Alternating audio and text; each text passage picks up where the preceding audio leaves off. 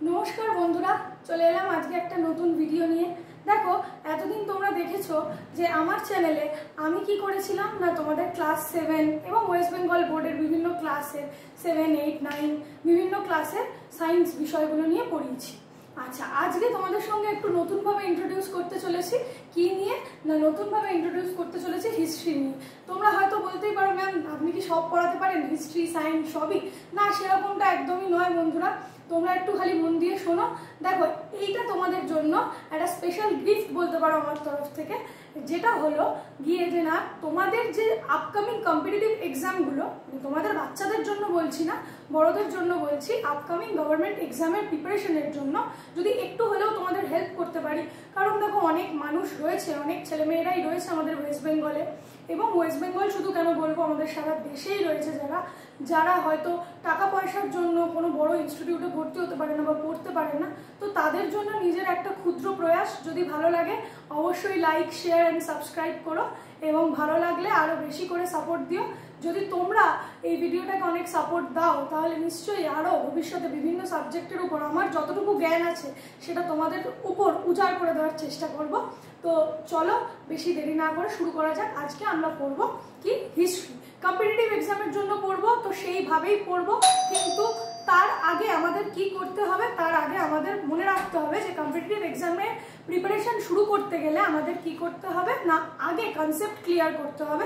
Concept clear করার পর তারপর আমরা কি করব, কোয়েশ্চেন অ্যান্সার করব। তো চলো শুরু করি। দেখো আজকে আমরা যে হিস্ট্রিটা পড়বো, এই হিস্ট্রি ব্যাপারটা হচ্ছে কি ইন্ডিয়ান হিস্ট্রিটা আমরা পড়বো। ইন্ডিয়ান হিস্ট্রি আর তোমার ওয়ার্ল্ড হিস্ট্রি এই দুটো ভাগে আমরা হিস্ট্রিকে ভাগ করতে পারি। তো সেখানে আমরা ইন্ডিয়ান হিস্ট্রি নিয়ে পড়বো, কারণ আমাদের কম্পিটিটিভ এক্সামে ইন্ডিয়ান হিস্ট্রি থেকে অনেক প্রচুর কোয়েশ্চেন আছে। এবং আমরা জানি আমাদের যে স্টেটের সব থেকে হাইয়েস্ট পরীক্ষা যেটা WBCS group A, group B, group C, group D, সেই WBCS পরীক্ষার জন্য কিন্তু হিস্ট্রি খুবই গুরুত্বপূর্ণ, একই রকমভাবে প্রিলিমিনারির জন্য এবং মেইনসের জন্য। তো চলো দেরি না করে শুরু করি। ইন্ডিয়ান হিস্ট্রিকে আমরা তিনটে ভাগে ভাগ করতে পারি। এক হচ্ছে এনশিয়েন্ট, এক হচ্ছে মিডিয়েভাল, আর একটা হচ্ছে মডার্ন হিস্ট্রি। এনশিয়েন্ট হিস্ট্রি মানে প্রাচীন যুগ, এটা হচ্ছে মধ্যযুগ, আর এটা হচ্ছে আধুনিক যুগ।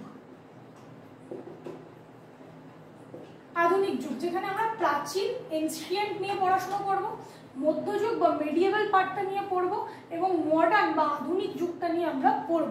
দেখো এখানে তোমরা দেখতে পাবে আমরা লিখেছি এনশিয়েন্ট হচ্ছে হিন্দু এরা, মিডিয়েভাল হচ্ছে মুসলিম এরা, আর মডার্ন হচ্ছে ব্রিটিশ এরা।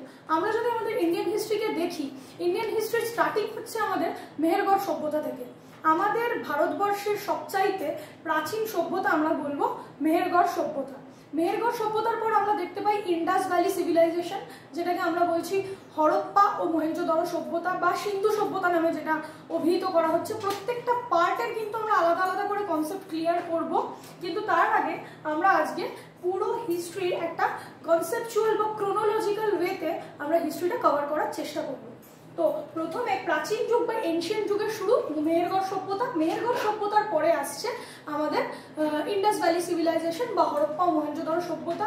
এখানে তোমাদের একটা কথা বলে রাখতে হবে, BCE আর খ্রিস্ট মানে যেটা হচ্ছে খ্রিস্টাব্দ, আমরা কিন্তু এই টাইমে আমরা BCE তে বিচার করছি। BCE মানে খ্রিস্টপূর্বাব্দ। এইখানে কিন্তু মনে রাখতে হবে খ্রিস্টের জন্ম তখনও হয়নি।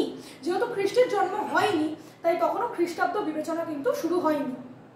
তাহলে বিফোর ক্রাইস্ট আমরা বলতে পারি বা BCE।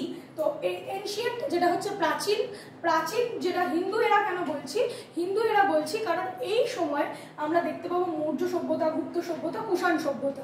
এবার এগুলো কিভাবে ওভারকাম করছে বা কিভাবে মানে উঠে দাঁড়াচ্ছে, এগুলোর কিভাবে উত্থান হচ্ছে সেগুলো দেখবো। তারপর মেডিয়েভাল হিস্ট্রির আমাদের স্টার্টিং হচ্ছে যখন মুসলিম ইনভেনশন হচ্ছে, আমাদের ভারতবর্ষের উপর মুসলিম ইনভেনশন হচ্ছে, অর্থাৎ গজনীর সুলতান মাহমুদ আমাদের সোমনাথ মন্দিরের উপর 17 বার আক্রমণ করছে। সোমনাথ মন্দির কোথায় অবস্থিত? না গুজরাটে আমরা যেখানে দ্বারকাধীশ মন্দির আছে, দ্বারকাধীশ টেম্পল আছে, সেখানে আমরা দেখতে পাচ্ছি সেই গুজরাটের কাছে আমাদের একটা ভগবান শিবের 12টা জ্যোতির্লিঙ্গের মধ্যে একটা গুরুত্বপূর্ণ জ্যোতির্লিঙ্গ দেখতে পাচ্ছি, যেটা হচ্ছে সোমনাথ মন্দির। এই সোমনাথ মন্দিরে গজনীর সুলতান মাহমুদ 17 বার আক্রমণ করছে। এই পয়েন্টটা কিন্তু খুব ইম্পর্টেন্ট, যে গজনীর সুলতান মাহমুদ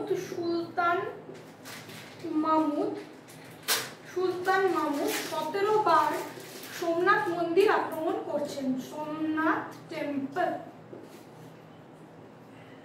টেম্পল আক্রমণ করছেন এবং প্রচুর ধন সম্পত্তি লুট করছেন এবং সেখান থেকে নিয়ে চলে যাচ্ছে। তো এই পয়েন্টটা কিন্তু মনে রাখতে হবে। এখান থেকে অনেক শর্ট কোয়েশ্চেন হয় আমাদের বিসিএস পরীক্ষা, শুধু বিসিএস না, পিএসসির সমস্ত পরীক্ষায়। আচ্ছা, তারপর চলে আসছি আধুনিক যুগ। আধুনিক যুগে আসার আগে বলছি, সুলতান মাহমুদ আক্রমণ করছে, মুসলিম ইনভেনশন হচ্ছে ভারতবর্ষে এবং সেখান থেকে মুসলিম এরা শুরু। এই মুসলিম এরা শেষ হচ্ছে মুঘল যুগে গিয়ে। মাঝখানে আছে সুলতানি যুগ। সুলতানি যুগে আমরা দেখতে পাবো 6টা রাজবংশ, দাস বংশ বা মামেলুক বংশ, তুগলক বংশ, খলজি বংশ, তারপর হচ্ছে লোদি বংশ, সৈয়দ বংশ। এরা কি করছে না সুলতানি যুগটাকে অলঙ্কৃত করছে এবং সুলতানি সাম্রাজ্যর গঠন করছে। তারপর আসছে মুঘলদের পর শেষ বাহাদুর শাহ বা দ্বিতীয় বাহাদুর শাহর হাত থেকে আমাদের তখ্ত, যেটাকে আমরা মুসলিমরা বলে থাকেন তখ্ত বা আমাদের সিংহাসন, চলে যাচ্ছে ব্রিটিশদের হাতে। এবার ব্রিটিশরা কিভাবে তোমার মুঘলদের হারিয়ে বা মুঘলদের হারাতে, তো বেসিক্যালি ব্রিটিশরা আমাদের ইন্ডিয়ায় আসেননি। ইন্ডিয়ায় ব্রিটিশদের আগমন হয় ব্যবসা বাণিজ্য করার কাজে। এবার এই ব্যবসা বাণিজ্য করতে এসে কিভাবে ওরা আমাদের ইন্ডিয়ান পলিটির সঙ্গে বা পলিটিক্যাল ইস্যুতে ইস্যুর মধ্যে এসে দাঁড়াচ্ছে এবং এই ইন্ডিয়ান পলিটির মধ্যে ঢুকে পড়ে কিভাবে পুরো ইন্ডিয়াটাকে ব্রিটিশ ইন্ডিয়ায় পরিণত করছে, সেইটা কিন্তু আমরা দেখতে গিয়ে কভার করব, কারণ সেখান থেকে প্রচুর কোয়েশ্চেন আসবে। তো কনসেপ্ট ক্লিয়ার থাকাটা খুব দরকার। তো এটা হচ্ছে আধুনিক বা মডার্ন ইন্ডিয়া বা মডার্ন হিস্ট্রি, যেখানে ব্রিটিশ এরাটা আমরা পুরোপুরিভাবে কভার করবো। ঠিক, তো আজকে আমি তোমাদের শুরু করবো হচ্ছে ব্রিটিশ এরা দিয়ে। তুমি বলবে যে ম্যাম কেন শুরুতে আমরা এনশিয়েন্ট কেন করবো না? এনশিয়েন্ট অবশ্যই করতে পারি, বাট দেখো প্রথমেই বলে রাখি এনশিয়েন্ট পার্টটা কিন্তু হিস্ট্রির একটু বোরিং। তো ওই জন্য প্রথম ক্লাস বোরিং না দিয়ে প্রথম ক্লাসে আমরা শুরু করব হচ্ছে আধুনিক বা মডার্ন হিস্ট্রি, যেখানে আমরা কি করছি ব্রিটিশরা কিভাবে ক্যাপচার করছে এই ব্রিটিশ ইন্ডিয়া, সেইটা কিছুটা অংশ, যতটা একটা ভিডিও কভার করা যায় ততটা আজকে আমরা দেখব। ঠিক আছে? আচ্ছা, তোমাদের কাছে খুব রিকোয়েস্ট রইল যে হিস্ট্রির সাথে সাথে পাশাপাশি একই রকমভাবে পলিটির সাথে সাথে ম্যাথস, সায়েন্স এবং তার সাথে সাথে জিওগ্রাফির ক্লাস দেওয়ার চেষ্টা করব। তোমরা অবশ্যই একটু সাপোর্ট করো, পাশে থেকো, তাহলে চ্যানেলটা গ্রো করবে। তো ভালো যদি লাগে এবং যদি হেল্প হয় তাহলে অবশ্যই শেয়ার অ্যান্ড সাবস্ক্রাইব করতে ভুলো না। তো চলো শুরু করি মডার্ন হিস্ট্রি। যেখানে আমরা দেখতে পাচ্ছি আমাদের ভারতবর্ষের ম্যাপটা কিরকম আমাদের ভারতবর্ষের, না আমরা যদি দেখি এই পার্টটা ভারতবর্ষের ম্যাপটা এরকম টাইপের থাকছে, যেখানে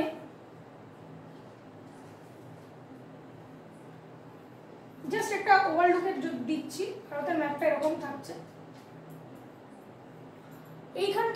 এখানে তোমরা দেখতে পাবে যে এই জায়গাটা ম্যাম এরকম আঁকলেন কেন? এখানটা তো এরকম না, আমরা আমাদের জম্মু কাশ্মীরকে খুঁজে পাচ্ছি না কারণ এখানে আমরা পাকিস্তান, আফগানিস্তান ইনক্লুড করে দিচ্ছি। এই পার্টটাও ভুল হবে, একসাথে পুরোটা ইনক্লুড থাকবে। এখানে আমরা পাকিস্তান, আফগানিস্তান, এদিকে আমাদের বাংলাদেশ, এই পার্টটাও যুক্ত, বাংলাদেশ, সব কিন্তু তখন ইন্ডিয়ার মধ্যে ইনক্লুডেড। ঠিক আছে? পুরো ভারতের ম্যাপ দেখছি, এটা আমরা অখণ্ড ভারত যেটাকে বলছি, সেই ভারতের ম্যাপ। আচ্ছা, এই সময় আমাদের ইন্ডিয়ান হিস্ট্রিতে আসছে কে না, তখন আমাদের ভারতবর্ষে শাসন করছেন মুঘল সম্রাটরা। মুঘল সম্রাট জাহাঙ্গীরের শাসনকালে চলে যাব। জাহাঙ্গীর মুঘল সম্রাট। এই মুঘল সম্রাট জাহাঙ্গীরের শাসনকালে কে আসছেন? দুজন, একজন টমাস রো আর আরেকজনকে ক্যাপ্টেন হকিন্স।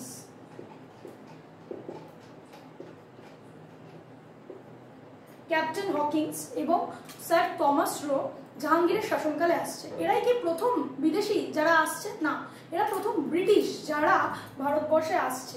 এর আগে বিদেশ থেকে প্রথম যদি কারোর ভারতে আগমন হয় সে হলেন 1494 খ্রিস্টাব্দে ভাস্কো ডা গামা আসছেন প্রথম কোথায় না কালিকট নামক বন্দরে। কালিকট কোথায়? কালিকট হচ্ছে নিচের দিকে। কালিকট বন্দরে আসছেন। কোথা থেকে আসছেন? পর্তুগাল থেকে আসছেন। কিসের জন্য আসছেন? মশলার জন্য। ভারতের স্পাইস, ভারতের গরম মশলা, বিভিন্ন ধরনের মশলা ভারতের, যেটা জগৎ বিখ্যাত। এবার এই মশলার খোঁজে, যেহেতু আমাদের ভারতবর্ষ নাতিশীতোষ্ণ বা উষ্ণমণ্ডলের দেশ, সেই জন্য এখানে গরমের প্রভাবটা বেশি। কিন্তু আমরা যদি লন্ডন বা ইউরোপিয়ান কান্ট্রিগুলো দেখতে পাই, ইউরোপিয়ান কান্ট্রিগুলোতে কিন্তু শীতের প্রভাব খুব বেশি, এবং যেহেতু শীতের প্রভাব বেশি তাই মশলার খুব প্রয়োজনীয়তা ওদের মধ্যে বেশি।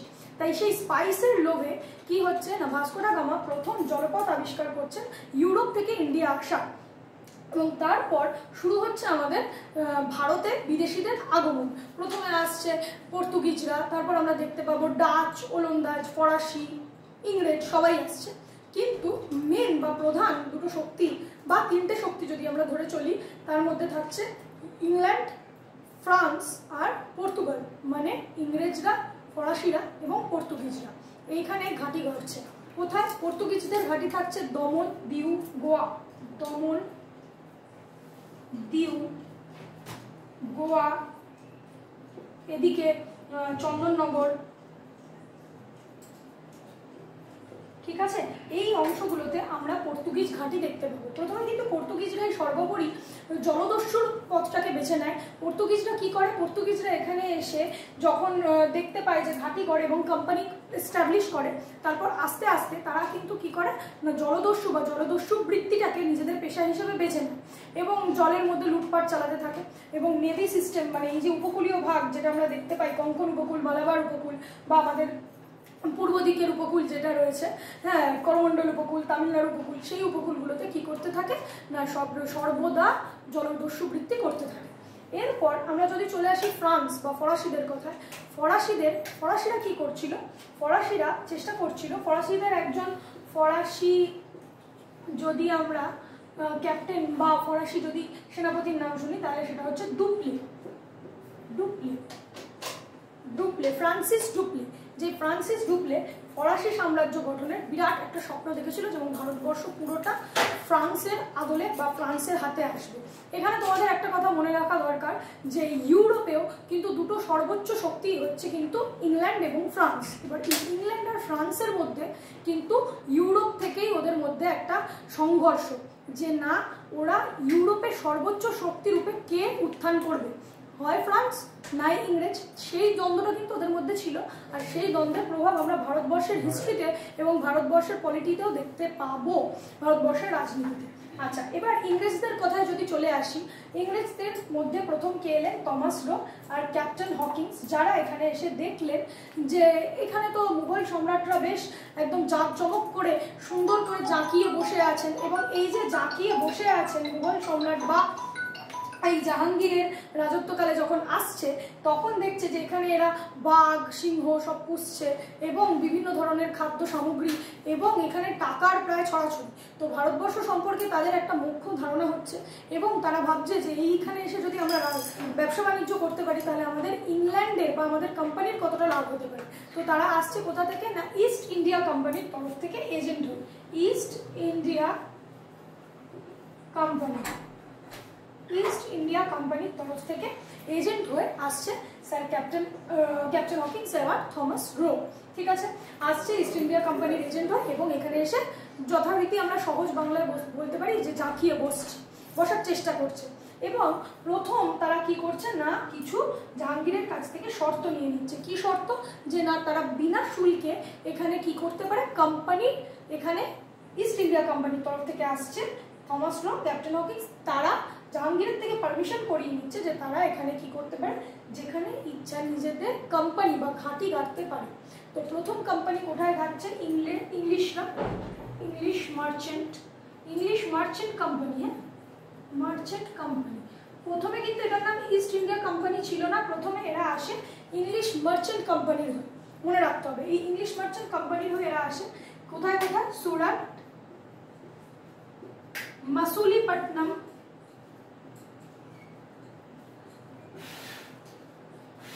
আর কোথায়? কোচিন।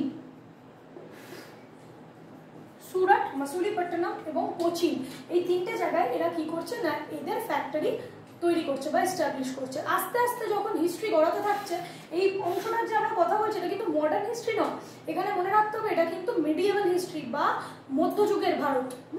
এবার চলছে চলছে চলছে, জাহাঙ্গীরের পর জাহাঙ্গীরের ছেলে শাহজাহান সিংহাসনে বসছেন, শাহজাহানের পর আমরা দেখতে পাচ্ছি ঔরঙ্গজেব সিংহাসনে বসছেন। এখানে কিন্তু মুঘল সাম্রাজ্যের একটা পতনেরও দিক এগোচ্ছে, সেটা যদিও ওই হিস্ট্রির পার্ট, তাও একটুখানি যদি রিলেট করে আমরা পড়ি দেখবো জাহাঙ্গীরের পর শাহজাহান অনেক খুব সৌন্দর্য প্রিয়, উনি বিভিন্ন ধরনের স্মৃতিসৌধ, ময়ূর সিংহাসন ইত্যাদির পিছনে, এমনকি তাজমহল আমরা জানি, সেই সব কিছুর পিছনে কি করছে প্রচুর পরিমাণে অর্থ ব্যয় করছে। তারপর যখন ঔরঙ্গজেব আসছে তিনি আবার অত্যাধিক কৃপণতা দেখাচ্ছেন, কিন্তু হিন্দুদের উপর অনেক অত্যাচার করছেন এবং আস্তে আস্তে মুঘল সাম্রাজ্য কিন্তু ডিটোরিয়েট করবে। ঔরঙ্গজেবের পর থেকে দক্ষ উত্তরাধিকারীর অভাবে মুঘল সাম্রাজ্য একেবারেই ডিটোরিয়েট করবে, সেটা আমরা পরে অন্য ভিডিওয় পড়বো। এই ডিটোরিয়েট করার সময় থেকেই ইংলিশ মার্চেন্টরা দেখছে, মানে যারা ইংরেজ ব্যবসায়ী তারা দেখছে যে এখানে তো আমরা পলিটিতে অংশগ্রহণ করতে পারি, দেশীয় রাজারা দুর্বল, এবং এই যে দেশীয় রাজারা দুর্বল এইটা যে প্রথম ওরা রিয়েলাইজ করছে, ইংরেজরা কিভাবে রিয়েলাইজ করছে না কিছু যুদ্ধ বা কিছু ওয়ার্ডের মধ্যে দিয়ে এদের মধ্যে রিয়েলাইজেশনটা আসছে যে দেশীয় রাজারা কিন্তু কম শক্তিশালী। কি থেকে না এখানে আমরা দেখতে পাবো পলাশির যুদ্ধ, যেটা আমাদের খুব খুব খুব ইম্পর্টেন্ট কিন্তু একটা অংশ। দেখো ইংরেজদের যে প্রধান ঘাঁটি বা ইংরেজদের সময় থেকে আমাদের যে প্রথম ভারতের মধ্যে প্রথম যে অংশটা ইংরেজরা ক্যাপচার করে সেটা কিন্তু বেঙ্গল, প্রথম যেটা ক্যাপচার করে সেটা বেঙ্গল। আর এই বেঙ্গল বলতে আমরা কিন্তু আজকের আমাদের যে ওয়েস্ট বেঙ্গল বা পশ্চিমবঙ্গ সেইটুকু না, বেঙ্গল বলতে তখন বলা হতো সুবে বাংলা বা সুবা বাংলা। এই সুবা বাংলার মধ্যে কিন্তু আসাম, উড়িষ্যা, হ্যাঁ, তারপর তোমার আমাদের ওয়েস্ট বেঙ্গল, এমনকি বাংলাদেশ, এই পুরো অংশটা নিয়ে কিন্তু ছিল বেঙ্গল। তো তোমরা বুঝতেই পারছো যে বেঙ্গল মানে তখন একটা হিউজ অংশ বেঙ্গলের মধ্যে ছিল। আর বেঙ্গলে ছিল খুব সমৃদ্ধ, বেঙ্গল ছিল খুব সমৃদ্ধ কেন? কারণ বাঙালিদের মধ্যে ছিল সমস্ত কিছুর জ্ঞান বা নলেজ অনেকটা বেশি পরিমাণে ছিল। তো এই সময় ইংরেজরা কি করে পলাশির যুদ্ধের মাধ্যমে বুঝতে পারে যে বেঙ্গলকে যদি আমরা এত সহজে ক্যাপচার করতে পারি তাহলে ভারতের অন্যান্য অংশগুলো আমরা খুব সহজেই ক্যাপচার করতে পারবো, কারণ এখানে দেশীয় রাজারা দুর্বল এবং এদের মধ্যে উত্তরাধিকার সংক্রান্ত সংঘর্ষ লেগেই রয়েছে। দেখো আমরা যদি আজকে আমি বলেইছি আজকে পুরোপুরিভাবে কোনোটাই কনসেপচুয়ালি আমরা ঠিকঠাকভাবে মানে একদম ডেপথে গিয়ে পড়বো না, আমরা আজকে একটা ওভারভিউ বা ক্রোনোলজিক্যাল ওয়েতে মডার্ন হিস্ট্রিটা কভার করার চেষ্টা করব। তো সেই হিসেবে আমরা যদি দেখতে পাই মারাঠা সাম্রাজ্য, যেটা আমরা পুনে, সাতারা এই অংশগুলোতে দেখতে পাচ্ছি, যেটা শিবাজী মহারাজ প্রতিষ্ঠা করেছিলেন, সেখানেও পরবর্তীকালে শিবাজী, শাহুজি, শম্ভুজির পর আমরা দেখতে পাবো পেশোয়াদের রাজত্ব। বালাজি বাজিরাওয়ের পর আলাদা করে কোনো সেরকম দক্ষ শাসক আমরা দেখতে পাবো না, দক্ষ পেশোয়া দেখতে পাবো না। এবং পরবর্তীকালে নারায়ণ রাও, মাধব রাওয়ের মধ্যে যে ঝগড়া, সেটা আমরা আলাদা করে একটা মারাঠা সাম্রাজ্য হিসেবে কিন্তু একটা ভিডিওতে পড়বো। তোমাদের কোনো চিন্তা নেই, মারাঠা সাম্রাজ্য আমরা ডিটেলসে কভার করবো। তারপর নিচের দিকে আমরা যদি চলে আসি দেখতে পাই যেটা হচ্ছে আমাদের শ্রীরঙ্গপত্তনম, সেখানে আমরা হায়দার আলী, টিপু সুলতান সবাইকে দেখবো। তাদের পরবর্তী জেনারেশনের মধ্যে সেখানেও দেখতে পাবো যে ইংরেজরা কিভাবে ক্যাপচার করছে। আলাদা আলাদা করে মাঝখানে নিজাম কিভাবে ইংরেজদের সঙ্গে যুক্ত হচ্ছে, নিজাম বলতে আজকের হায়দ্রাবাদ, ঠিক আছে, এই অংশটা কিভাবে যুক্ত হচ্ছে। একদম যদি বলি তাহলে প্রথমে কাকে কভার করেছে ইংরেজরা? প্রথমে কভার করছে বেঙ্গল। তাই বেঙ্গল কভার করার পর ইংরেজদের মধ্যে একটা কনফিডেন্স চলে আসছে যে বেঙ্গলের এত বড় একটা অঞ্চল আমরা কভার করে নিচ্ছি মানে দেশীয় রাজারা দুর্বল। আচ্ছা, এখানে একটা কোয়েশ্চেন খুব আসে যে ইংরেজরা সবার শেষে ভারতের কোন রাজ্য ক্যাপচার করেছিল? কোন রাজ্য? অলওয়েজ মনে রাখবে পাঞ্জাব একদম সবার শেষে করেছিলেন মানে ক্যাপচার। পাঞ্জাবে ছিলেন কে? রাজা রঞ্জিত সিং এর নাম আমরা পড়বো, এই অংশটা পাঞ্জাব দেখতে পাবো, পাঞ্জাব। তারপর আওয়াধ বলতে আমরা বুঝতে পারি কোন জায়গাটা, ইউপি, বিহার, পাটনা, এই জায়গাটা আওয়াধে আমরা দেখতে পাবো রানীদের কথা। তারপর তোমার ঝাঁসির রানীর কথা দেখতে পাবো। তো আস্তে আস্তে ইংরেজরা কি করে ভারতের প্রত্যেকটা পার্ট কি করতে থাকে? ক্যাপচার করতে থাকে। কিসের মাধ্যমে?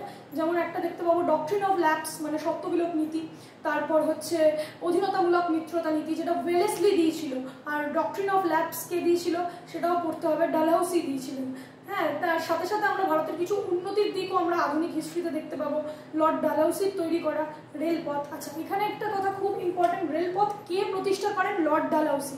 এখানেও আমি আরও একটা কথা বলছি, আরেকটা তোমাদের ভিডিও দেব, যে ভিডিওটায় আমরা কিন্তু প্রত্যেকটা governor general of Bengal, viceroy, সবাইকে নিয়ে আলাদা আলাদা করে ডিটেলসে পড়বো। যেমন একটা ভিডিও থাকবে শুধু ভাইস রয় এবং গভর্নর জেনারেলদের ডেডিকেট করে, যেমন প্রথম থেকে আমরা একদম পড়বো ক্যানিং, কর্নওয়ালিস, তারপর হচ্ছে তোমার ওয়েলেসলি, ডালহৌসি, মাউন্টব্যাটেন, ওয়াভেল, সমস্ত যতগুলো আমাদের গভর্নর জেনারেল ছিলেন, ওয়ারেন হেস্টিংস, সবাইকে কিন্তু আমরা ডিটেলসে ক্যাপচার করব।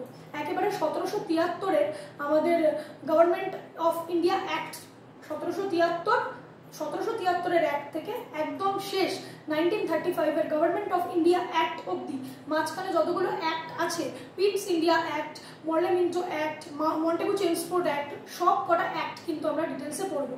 দেখো, এখানে সব সময় তোমাদের কিন্তু একটা কথা মনে রাখতে হবে, মেডিয়েভাল history obviously important, ancient history obviously important, কিন্তু মডার্ন হিস্ট্রি কিন্তু মোস্ট ইম্পর্টেন্ট, কারণ মডার্ন হিস্ট্রি থেকে কিন্তু প্রচুর কোয়েশ্চেন আসবে।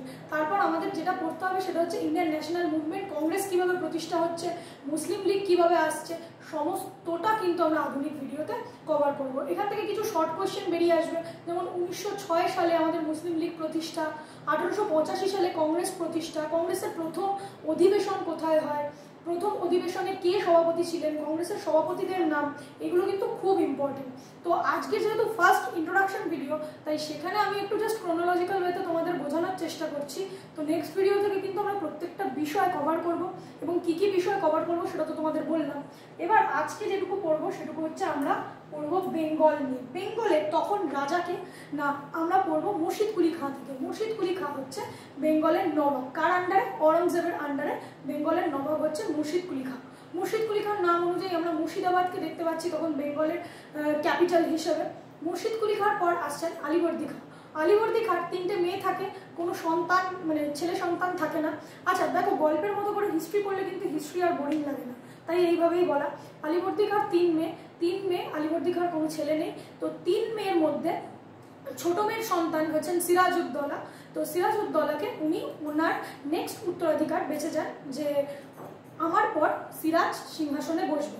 কিন্তু আমরা দেখতে পাই ওনার বড় মেয়ে ঘসেটি বেগম এই জিনিসটাকে মেনে নিতে পারেননি। উনি সিংহাসনের প্রতি আসক্ত ছিলেন, ওনার মনে হয়েছিল যে উনি সিংহাসন সিরাজের থেকেও ভালো সামলাতে পারবেন। অপরপক্ষে আমরা দেখতে পাই ওনাদের রিলেটিভ, মানে আলীবর্দী খাঁরই রিলেটিভ মীর জাফর যে কি করছে, তিনিও সিংহাসনের প্রতি অনুরক্ত, এবং সবাই মিলে কনস্পিরেসি করছে কার বিরুদ্ধে? সিরাজউদ্দৌলার বিরুদ্ধে। আর সিরাজেরও কিছু হঠকারী সম্পন্ন বুদ্ধি আমরা দেখতে পাই। যেহেতু আমরা দেখতে পাচ্ছি সিরাজ অল্প বয়সী একজন নবাব হচ্ছেন, একদম 23 বছর বয়সে একজন নবাব হয়ে যাচ্ছেন, তো সেই সময় তার কিছু হঠকারী সিদ্ধান্ত আমরা দেখতে পাই, যেটা আমাদের হিস্ট্রিতে কলকাতার হলওয়েল হত্যাকাণ্ড হিসেবে মানে বিখ্যাত বা কুখ্যাত, যাই বলো। তো সেই হত্যাকাণ্ডটা সম্পর্কে আবার যদিও অনেক হিস্ট্রি বইতে আমরা দেখতে পাবো যে সেটা গুজব, যাই হোক সেভাবে যাচ্ছি না, আমরা আমাদের কম্পিটিটিভ এক্সামের জন্য যতটা দরকার পড়ছি। তো এখান থেকে একটা মোস্ট ইম্পর্টেন্ট কোয়েশ্চেন, যে কলকাতার নাম কে চেঞ্জ করেন? কলকাতার নাম চেঞ্জ হয়, আলীনগর হয়। আলীবর্দী খাঁর নামে আলীনগর রাখেন কে? সিরাজউদ্দৌলা। ইংরেজদের হারিয়ে, ইংরেজদের তখন কিন্তু কলকাতায় একটা দুর্গ ছিল যার নাম হচ্ছে ফোর্ট উইলিয়াম দুর্গটা ইংরেজদের ছিল, সেটা সিরাজ ক্যাপচার করে নেন। কেন ক্যাপচার করে নেন? কারণ উনি বুঝতে পেরেছিলেন যে ইংরেজরা শুধুমাত্র এখানে ব্যবসা বাণিজ্য না, আমাদের বেঙ্গলের পলিটিক্সের মধ্যে ঢুকতে চাইছে, এবং যাতে ওদের পলিটিক্যাল অ্যাভানজন ক্লিয়ার করতে পারে এবং হাতের মুঠোয় রাখতে পারেন সিরাজ, সেই জন্য পলিটিক্যালি যাতে তারা গ্রো করতে না পারে, তাই জন্য কি করে না, সিরাজ তাদের ফোর্ট উইলিয়াম দুর্গ ক্যাপচার করে। কিন্তু ক্যাপচার করার পরও কিছু হয়নি। নেক্সট আমরা দেখতে পাই যে ইংরেজ সৈন্যরা সিরাজের উপর মুর্শিদাবাদের পলাশির মাঠে যুদ্ধ ঘোষণা করেন, এবং সেখানে সিরাজকে ঘসেটি বেগম এবং মীর জাফরের বিশ্বাসঘাতকতার কারণে কি করতে হয় না, সিংহাসন হারাতে হয়, এবং বেঙ্গলে পাপেট নবাব আমরা দেখতে পাই, যেটা হচ্ছে মীর জাফর পাপেট নবাব হয়ে বসে, এবং তারপর তার জামাই মীর কাসিম পাপেট নবাব হয়ে বসে। এখান থেকেই কিন্তু আমাদের একটা মানে কি বলবো বলবো একটা বিরাট বড় চেঞ্জ এসে যায় আমাদের হিস্ট্রিতে, যেখানে মুসলিম বা দেশীয় রাজাদের সরিয়ে ব্রিটিশরা একটা ভারতের বৃহত্তম অংশ বা ভারতের তখন সবচাইতে সমৃদ্ধ অংশ বেঙ্গল সেটা কভার করে নেয়। ঠিক আছে, তো আশা করি তোমরা হিস্ট্রির একটু আধটু কনসেপ্ট ক্লিয়ার হলো। মডার্ন হিস্ট্রি সম্পর্কে একটা জাস্ট ক্রোনোলজিক্যাল ওয়েতে বলার চেষ্টা করলাম।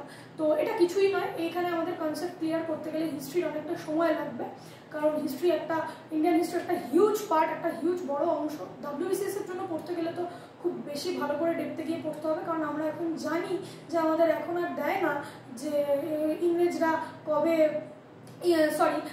কংগ্রেসের কে প্রতিষ্ঠাতা, যে AU হুম, হ্যাঁ ALU হুম এরকম প্রতিষ্ঠাতা কে দেয় না, বা WC ব্যানার্জি কে, বা ভারতের গ্র্যান্ড ওল্ড কাকে বলা হয়, দাদাভাই নৌরোজি, এরকম টাইপের কোয়েশ্চেন কিন্তু আমাদের WBCS প্রিলিমিনারিতে আর কিন্তু আসে না, কারণ কম্পিটিশন লেভেলটাও সেই লেভেলে গেছে, আর কম্পিটিটিভ এক্সামের অবস্থাও খুব খারাপ আমাদের ওয়েস্ট বেঙ্গলে।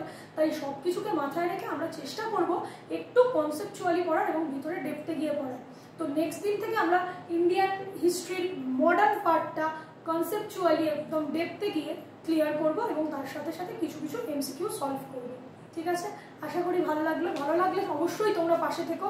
হিস্ট্রির পাশাপাশি প্রত্যেকটা সাবজেক্ট নিয়েই কিন্তু যতটা সম্ভব চেষ্টা করব তোমাদের কাছে নিয়ে আসা। Thank you.